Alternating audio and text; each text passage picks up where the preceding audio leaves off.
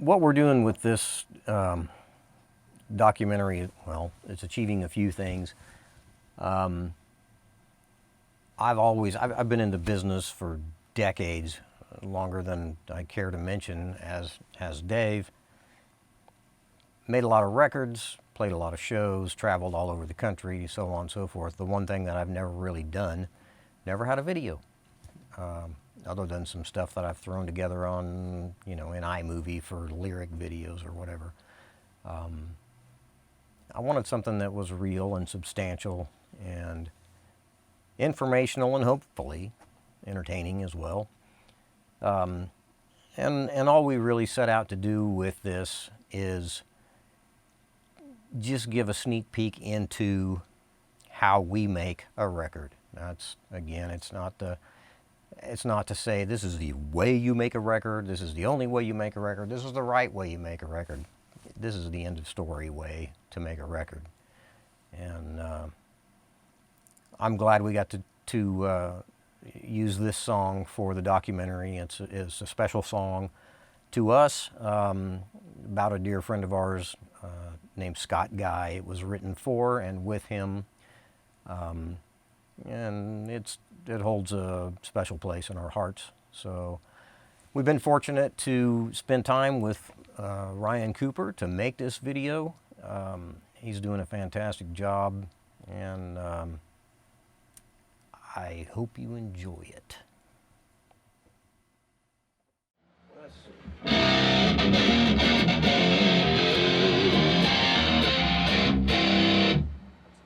Sounds pretty good.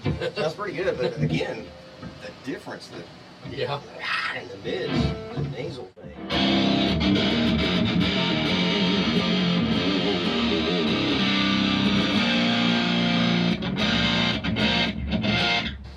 Let's give it a shot.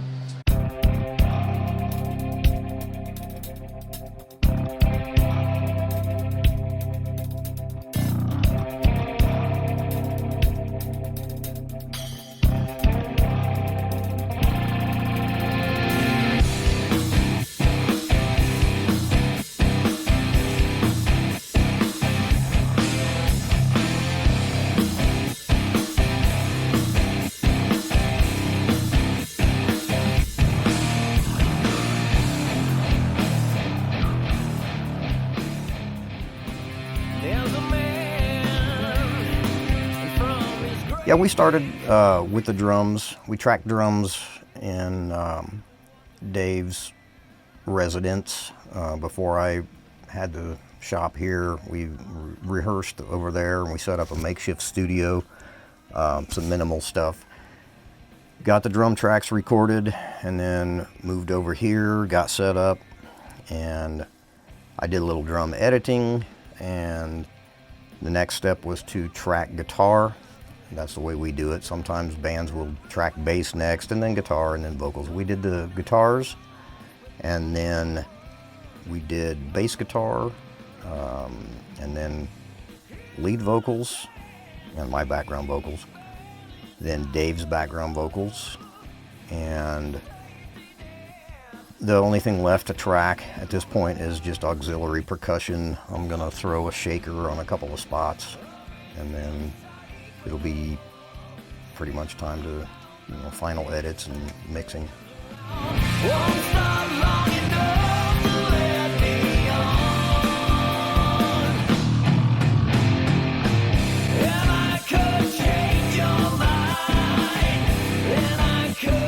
Yeah, so the way we track drums, there's a million different ways you can do it. The way I do it, I've got 2 mics on the bass drum, 2 mics on the snare drum, microphone on the hi-hat, a microphone on each tom-tom, stereo overhead microphones, overhead left, overhead right. Sometimes I'll use a ride cymbal microphone.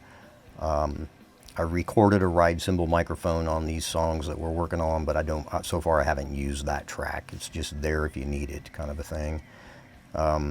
So I think there's a total of 12 channels of drums, something like that. And of course, like I said, everything's on a separate track, so it can all be EQ'd or affected in any way. I just printed to the computer the EQ that I got on the on the console for the drums. I like to try to get my sound going into the computer, spend a little less time with software and that kind of thing to get the sounds.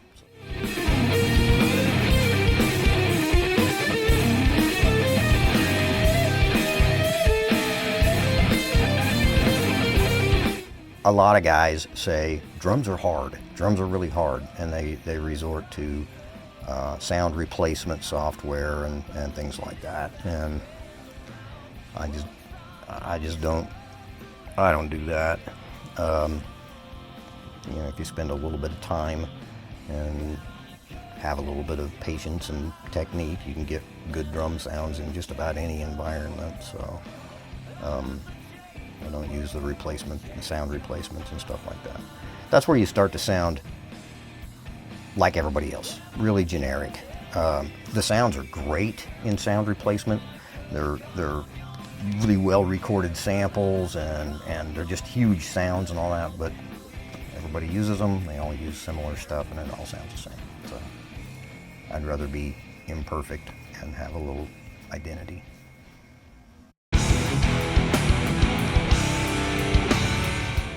My method of tracking guitar, again, a lot of guys nowadays rely on software, audio plugins, amp simulators, that kind of thing.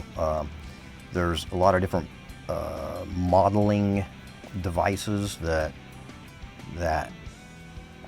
there's a thing called the Kemper, which has 1,010,000 amplifier sounds in it, and they're all actual, I don't know how they do modeling, but it's all digital modeling. They record real amps in the greatest studios with the greatest mics, and they get all these sounds, and then you just plug into this little box and you can record with that. And that's all good, but I'm old and I'm stubborn, and I record with loud amplifiers and microphones. I have a Marshall 412 cabinet in a separate room, isolated, and I use a large diaphragm. This time I used a large diaphragm condenser mic on the cabinet. This is the makeshift ISO box that we've got the cabinet in. This is the 30 watt cabinet that's plugged in right now, and in front of it I've got two microphones. And what I'm going to do now is I'm going to swap out the cabinet and the microphones, or not the microphones, but I'm not going to swap them, I'm just going to reposition them a little bit. So unfortunately I got to move all this fun stuff out of the way and be able to get in there and move the mics. I'm hoping that after I change these mics a little bit that the sound gets better, because if I have to go backwards and realign everything again, that's where it gets fun. But that's okay. I did it once, I can do it again. So anyway, this pretty much looks just like the one I pulled out of here, except for the speakers inside are a different wattage. These are the 75 watt Celestians. And I think from everything that we've been listening back to, they got the edge on appeal at this point. So that's where the cabinet goes. But because I'm going to move these microphones a little bit, I got to take this whole box apart. Pain in the butt. But you got to do what you got to do. And it gets nutty because I have to I shine this flashlight in through the grill cloth so I can see the speaker. I can see the center of the speaker. I can see the outside edge of the speaker. Oh, yeah, I can see exactly where these microphones are pointing, because, you know, a lot of guys, they think, well, speaker's round, there's a center to it. You stick the microphone right in the center. No, it's not necessarily correct. You can do that, and you'll definitely get a sound that way, but unfortunately, the center of the speaker is pretty much the most brittle part of the sound.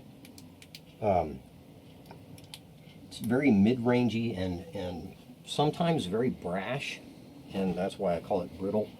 But in certain instances, that's the perfect sound. So yeah, I gotta shine in here until I can see the center of the speaker, and then I know where you can see come back this way just a little bit. You can see the diaphragm inside that microphone. It's round, and you can see exactly where the center of it is. And then if you look at the speaker inside the grill cloth, you can line those two up and choose your position. Now right now, I have this 4033 dead center on the speaker. And I know I just said that's the most brittle part of the speaker, but this being a large diaphragm microphone, it picks up a wider frequency range. And through a lot of trial and error, and then also some education from guys like Rick Beato, I generally start with it in the middle, and then the SM57 is just off center a little bit. So that's the way those two work really well. But I've also had really good luck with this large diaphragm a little bit more toward the edge of the speaker. In earlier end of story records, that's how I place the microphone. So I'm going to try that and see what our sound turns out being here once I get this swapped out a little bit. So that's a good thing. Okay, now I'm going to go kind of the opposite with the SM57. I had it off center, and this time I'm going to try to put it more dead center on the cone. And this being a small diaphragm dynamic microphone, it's not going to pick up as wide a frequency range, and it's likely to get really honky in the mid-range, but we're going to try it and see what it sounds like, and hope for the best. Whoops, I'm a little bit, there we go, much better. Okay, now the diaphragm on this large microphone is right in the center of this little metal bar across the top. And the diaphragm on the 57 is right on the front side of this piece of plastic with the label on it. So ideally, I want the front of that piece of plastic lined up with the center of that metal piece. And I'm just eyeballing it. Pull that back just a scooch. But from just eyeballing it, it's looking pretty close. And I'm going to build my box back, get it all sealed up, isolated. And that's another thing too. The isolation is mainly because this room is just right off of my control room, and the walls are not heavily insulated. I don't have sound treatment in this room.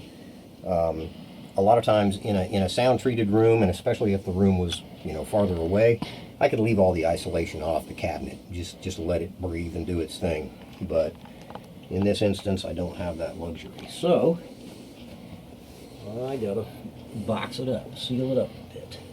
And a lot of this stuff for guitar players or studio guys or whatever, it's no-brainer stuff. Everybody knows it. That's not necessarily the people that I'm trying to reach. If I can teach somebody something, that doesn't know, that's just starting to do this kind of thing, that's the guy I'm trying to reach. Someday I'm going to build an actual isolation box for the cabinet that I don't have to tear the whole thing apart. It'll just have a lid that lifts off, and I can reach the microphones and that kind of thing. And it'll be insulated all the way around, so the cabinet just stays in it, and it'll be a lot easier. But someday I'll be rich too, so that might have something to do with it. Whichever one happens first. Well, I've been known to use just a plain old SM57 workhorse microphone. I've used a bunch of different mics. I like the Audio-Technica 4033 that I'm using. It depends on if Dave's running the computer or if I'm running the computer. If Dave's driving, then I'll sit over here and play the guitar and he'll do all the computer work.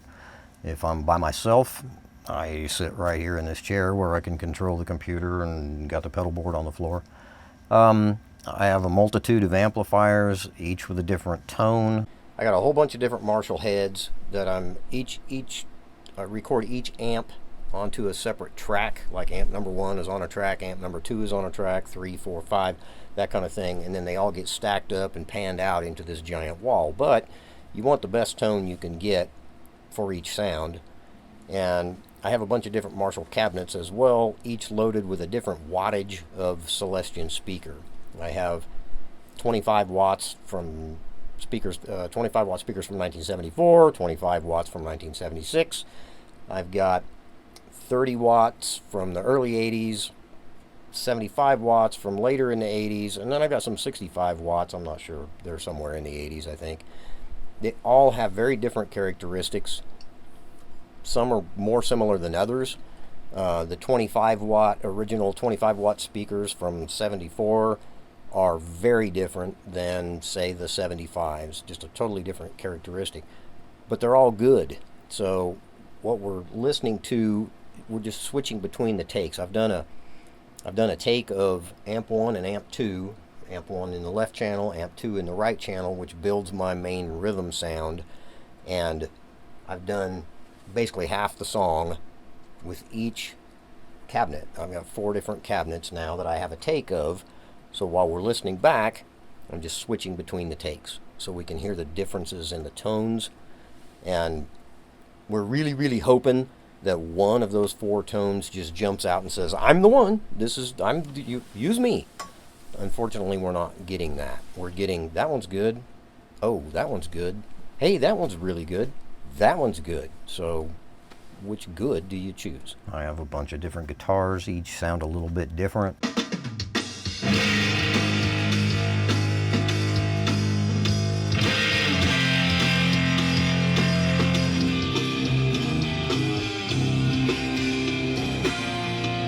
So I will layer the guitars, the different amps and different guitars, and just build a wall of guitar sound that each one of the sounds within the stereo spectrum is a little unique, and the way they all blend and work together, it just creates a huge sound. See that little squiggly line? That's part of a waveform that's completely stretched out. That's what we've been looking at as we record. But you can get that down to the finest detail. And what we're looking for is peaks and valleys. We want to make sure that the peaks are like these 2 tracks right here. That's both microphones on the same cabinet. So we want to make sure, like this right here is a peak.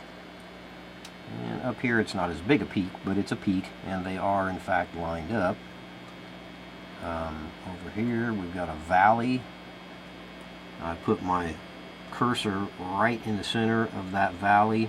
If I look at the other track, it's right in the center of the valley, which means that the phase between those 2 microphones is aligned, and that's what you want. I think the previous mic placement is a little punchier sound. It's not quite as bright, but I'm not necessarily sure that's a bad thing. So I would say if I had to choose, I would have chose the first one, the original one. The original one, yeah. Yeah, Yep. I agree 100%. I think it's just punchier. And just a lot more present, more in your face. And that's kind of the old school way of doing it. And I don't use the most high-tech gear. And This is a mic shelf. oh no, it's a mic locker. That's what they call it. It's what it's called. I didn't see the door. No, it doesn't have to look like a locker. Doorless. But it's called a mic locker. Doorless locker. God, Dave. Don't have the most expensive preamps and all that kind of stuff, but I get a decent guitar sound, and you know, the records speak for themselves. So it's pretty simple. It's a painstaking process. Mic placement has to be, you know, you can mess with mic placement because moving a microphone a half an inch on a speaker in any direction will drastically change the sound, and that sounds silly, but it's the truth. You know, you want to have the right placement for the mic. You want your amps to sound as good as you can get them to sound in the room, you know, as if you were rehearsing, and then you got to try to capture that with a microphone in an isolated room. it's time consuming, and that's where a lot of guys will resort to that software, because you don't have to do any of that. You sit down at the chair, you plug into the Kemper, you go straight into the computer, and your sound and your mic placement and your cabinet choice and amp choice and everything is all just at the push of a button. And it sounds really good. But all the guys that jumped on the Kemper bandwagon when it came out, a lot of them are now going, recorded with a real amplifier today, and kind of realized I miss it. So, software is a beautiful thing, and there's some great guitar sounds to be had, but it's not the same thing. If I'm not playing loud enough to wave my pant legs when I stand in front of the cabinets, then, you gotta feel it.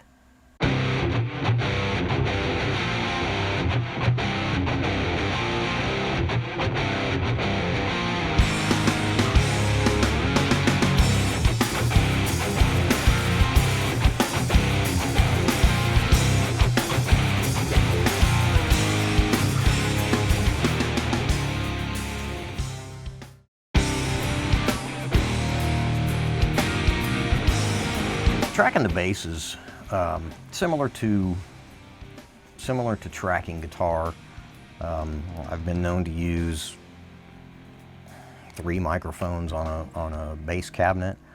I have what I call the sub tub. It's this big barrel-looking thing. I call that the sub tub, which is the big sub-harmonic microphone. A lot of people use them on kick drum. I use it on the kick drum on the drums. I'll put that on one speaker in the cabinet. I'll use an SM57 or Audio-Technica large diaphragm condenser on a separate speaker, and then also use a direct out from the head, the DI, from the bass head. This time I simplified it a little bit, just for experiment's sake, and I was very pleased with the way that it came out. I just used, as a matter of fact, I think I used an MXL, a very inexpensive microphone. It's a MXL 990 large diaphragm condenser. I didn't even put the bass cabinet in the ISO booth in the room. I just turned it around, faced into the corner in our rehearsal space, put a bunch of foam in front of it, placed the microphone. Dave sat over here and just monitored the bass through the studio monitors. Really didn't do anything. He's got such a good sound, just live. His sound is really, really good. I had him tweak the tone knobs on his guitar a little bit, just so that it would poke through the mix a little bit. Really nice, bright, mid-range, pingy sound. He plays a Spectre bass and Ampeg amps, and it's very distinct. It's the sound of rock, as they say. We listened to it back the other day, and he's like, "Man, the bass sounds great. You've done some work on that." And I said, "No, I really haven't. There was just a little bit of compression on it, no EQ, no nothing. It was just the sound of his guitar straight into the computer, or through his amp, and then the microphone into the computer. So no enhancement of any sort, and it sounded really good." Well, you're getting ready to practice it at number 20. Here we go. Okay.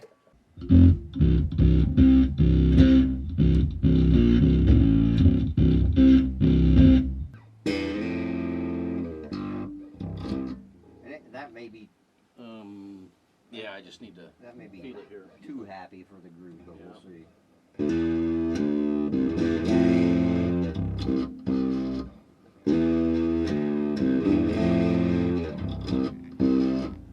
The gain control.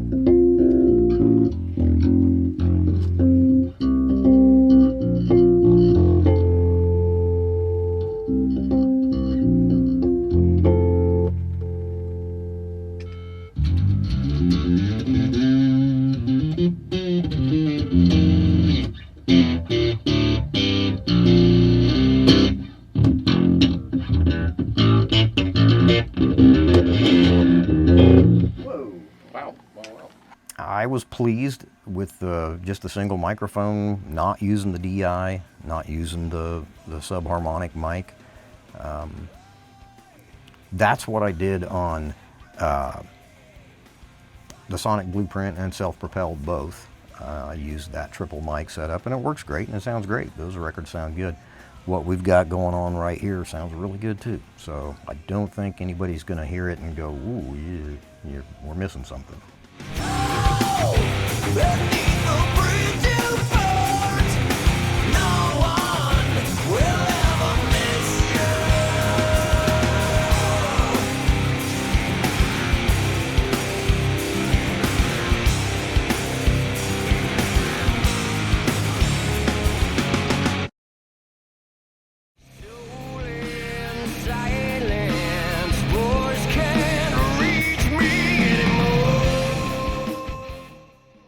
I'll track the lead vocal. Usually the way I do it, I'll try to build dynamics through the song. In different parts, I'll do different things. Like, for instance, in the verse, it's just one vocal line, just one track of me singing.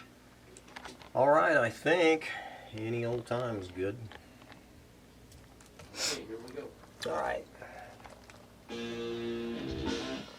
I was handed down an expiration date. Certain lines in the verse, if I want to emphasize that line, if I think it's an important line, if I need a little more power, just a little bit more depth to a particular part, I will double that vocal, meaning I will sing it again as closely to the first track as humanly possible, or at least as close as I can get it. And then it just fattens up certain parts. Now, I do that also when it comes time to do the chorus. You know, the chorus is the big part of the song. It's the part that sticks in everybody's head. I would generally double the vocal all the way through there. Double the lead vocal all the way through for the chorus, and then any harmonies that are added, well, anywhere in the song, but always in the chorus. If there's harmonies, they're always doubled. And still these hours change to months from days. The party dead in end. So, for instance, if there's 3-part harmony vocal, there's 6 tracks of vocals, 2 of each track. They're all delivered as closely to identical as possible, so that the phrasing, the starts and stops and all that, you know, the syllable changes, all that falls at the same time. Because when you get 6 voices, if you're not dead on, it just sounds like just gets sloppy. You know, everything changing at different spots is terrible. So we work very hard at phrasing and trying to get everything nice and tight, and then whatever needs attention after the fact gets done in editing. You know, if a line runs a little bit too long and needs to be shortened, I can do that in post. You're coming in right after the solo, right? Yeah, it's actually kind of right on the tail end of the solo, because it's the "and still these" kind of come in right on the end of it. So that's the way I do it. Again, software, you can double vocals with software, and it's similar. It's not the same thing. And a lot of people ask, why do you do that? Why do you double vocals? Or why can't you just take that one track and copy it onto another track, and then you have 2 of them? And what was explained to me one time, and I'll never forget, is I was told that anything that vibrates, be it a piano string, a guitar string, a bass string, or a vocal cord, never in the history of time does it ever vibrate identically. Never will it vibrate the same way twice. If you were looking at it, like if I took that track and just copied it, the waveforms are identical. And you can take those and pan them far left and far right. But because they are absolutely identical, there's no perception of left and right. It still sounds like it's just one track right in the center. If you physically double that, even though your delivery, your start, stop, all your syllable changes and everything are right on the money, the vibration is not the same. It works, it creates a natural chorusing, is what they call it, chorusing effect. So once you take those tracks that you've doubled, and they're as close as you can get them, it's the vibrations that are different. So when you pan those left and right, those different vibrations just create this huge, thick sound. And when you're stacking harmonies, like if I double the lead vocal, I'll pan them just a little bit off center, maybe, you know, -10, or +10, and then the low harmony maybe -20, +20, and then a high harmony -45, +45. So we're fanning out across the stereo spectrum, and the vocals are doubled, and it just gets big. It just sounds really lush and thick and powerful. No foundation with feet of clay beneath the heart of stone. This equilibrium.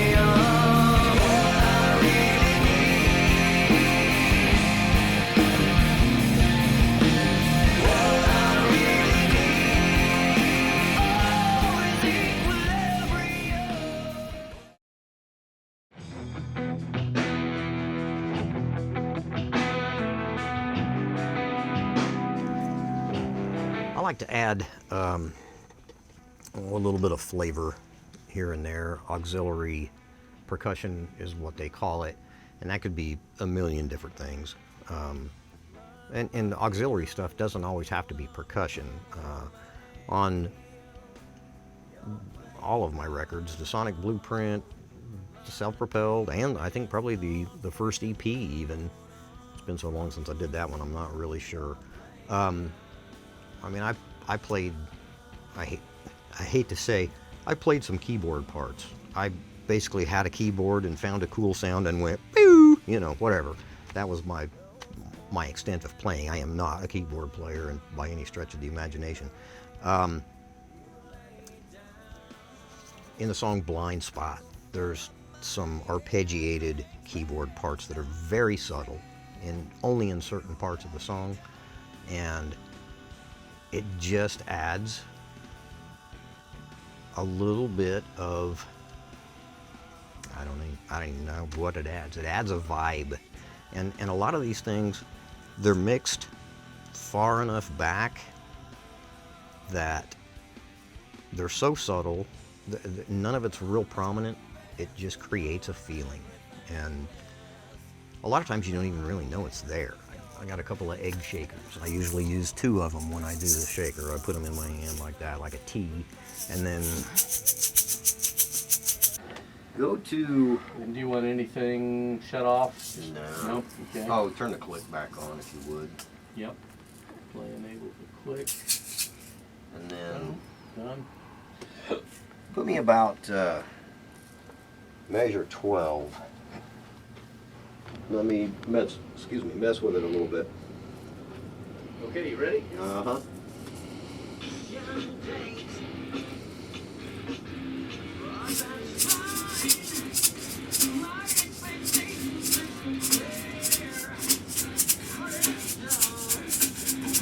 And it's super simple, but you take a really good driving drum beat and you want to just give it a little extra vibe.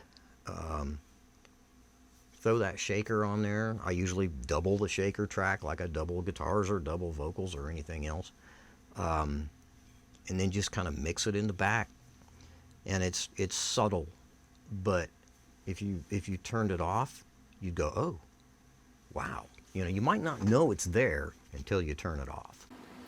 It might feel good to start with, sound good, whatever, but if you want to add depth to a groove, and it's hard to define what groove is, but for me it is.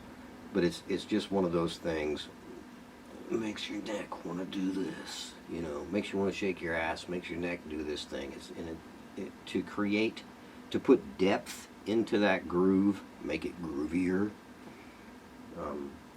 A lot of times, shaker is, well, it is definitely my go-to.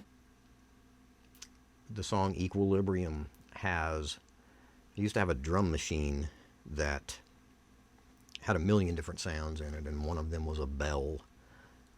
And you can program the 16 pads to be a chromatic scale, and it's this bell sound. And there's a melody that comes in during the chorus, and I think in the intro of the song, that's played on the bells, and then there's also a harmony to the bell part. It was all done on a drum machine as an auxiliary track. It was kind of a weird deal. I remember it like it was yesterday, and it's been many years ago. I was sitting at the dinner table eating pizza, and it just popped into my head, and I put down the pizza and went to the studio and started programming. And then I finished my pizza when it was cold. But I got what I wanted. I got what I heard in my head, and it just really adds, I don't know, it just gives it character, I guess, is maybe what I'm looking for. There's lots of different things you can do that with.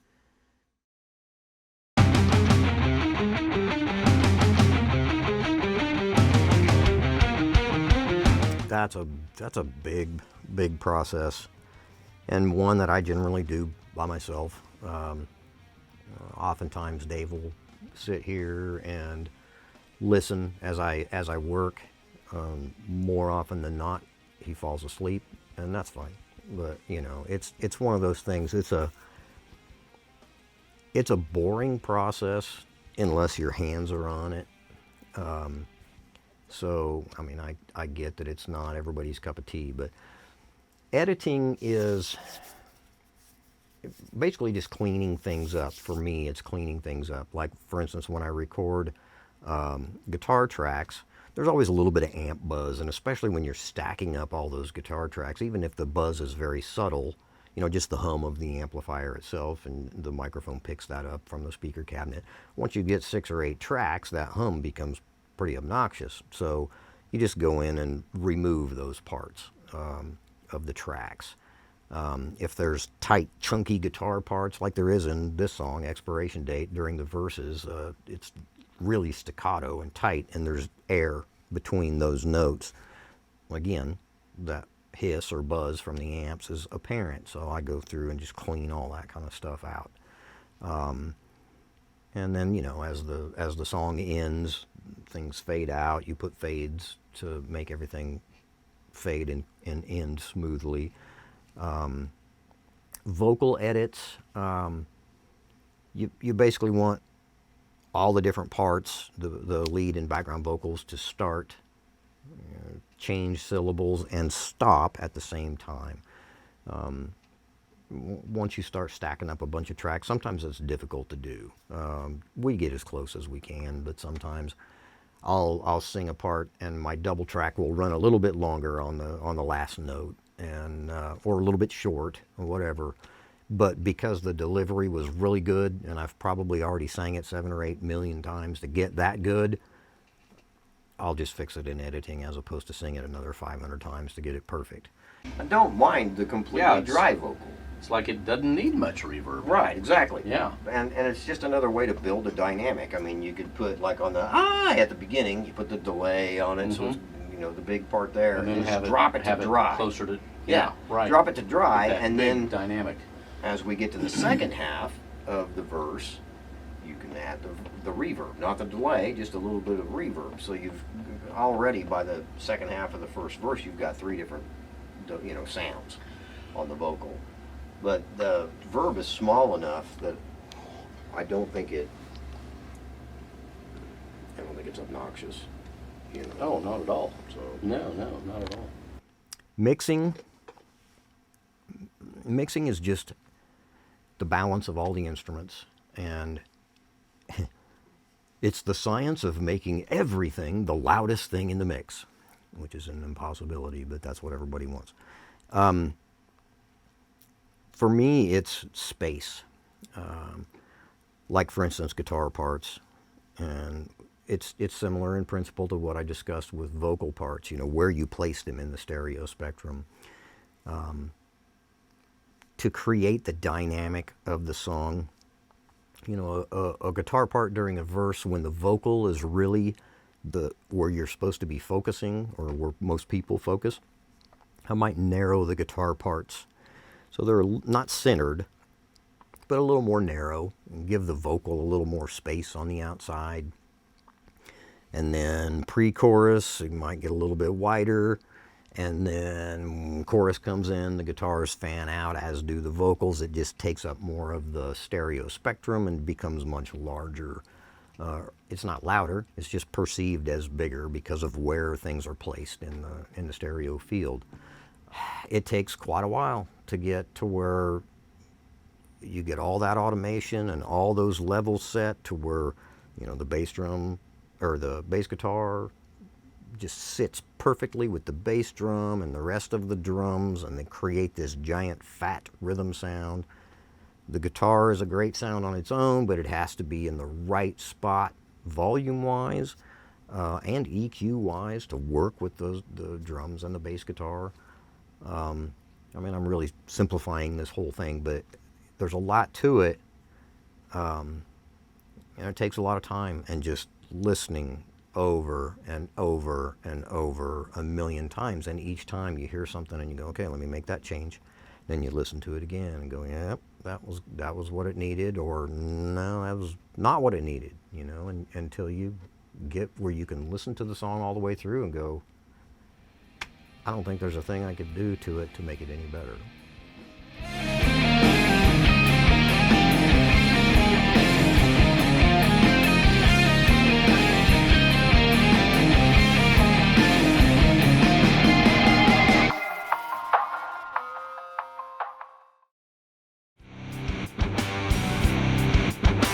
Won't you just let it go so I can? Mastering is the last part of the whole process. Once you've got your mix, all the however many tracks, 50 some tracks, mixed exactly like you want it, you bounce it to a stereo track, which is what goes to the CD, which is just left channel, right channel. What mastering is, even though you've used EQs and compressors and all the different types of things on your individual tracks or your track buses and so on throughout your mix, mastering is a process that makes your final product work on anything. Car stereo, massive high fidelity system, an iPod, earbuds, whatever.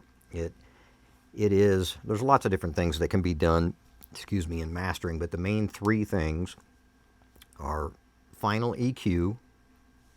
They just take the whole mix and just equalize the whole mix. If there's hot spots in a certain frequency that need to be brought down, they'll bring them down, or maybe enhance certain frequencies. Compression. Compression, basically any parts that really jump out, like maybe a bass drum or a snare drum or something, a vocal that just hits really hard and makes the waveform really jump. Compression kind of knocks those peaks down, makes things a little bit more uniform as opposed to, a lot of movement within the waveform. That's a really simple explanation of what compression does.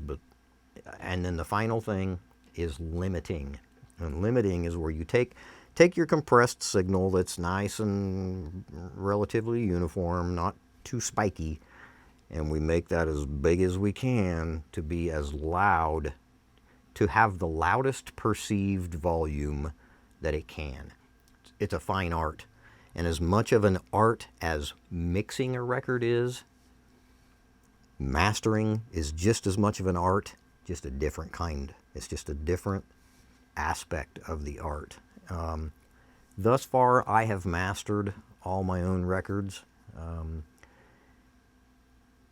It's probably, well, not probably, it's definitely my weakest point. I don't necessarily have the proper software to achieve that gigantic brick wall sound, and even if I did, I probably wouldn't know how to use it to get that. But I'm really honestly more concerned with the integrity of the mix. I would rather someone have to reach over and turn their CD player up a little bit to get the volume they want and still have some character and dynamics to the song. Mastering it's really tricky, and I'm not really good at it. I would like very much to have a mastering engineer do these 4 songs when we get them complete.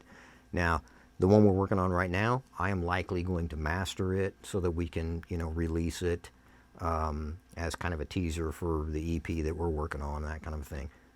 If I do use a mastering engineer for the whole thing, it will get remastered before it is properly released. So, anyway, that's kind of what mastering is. It's just the final icing on the cake, if you will. Just absolute last final touches on making it sound as good as it possibly can and making it work as well as it can on any playing situation.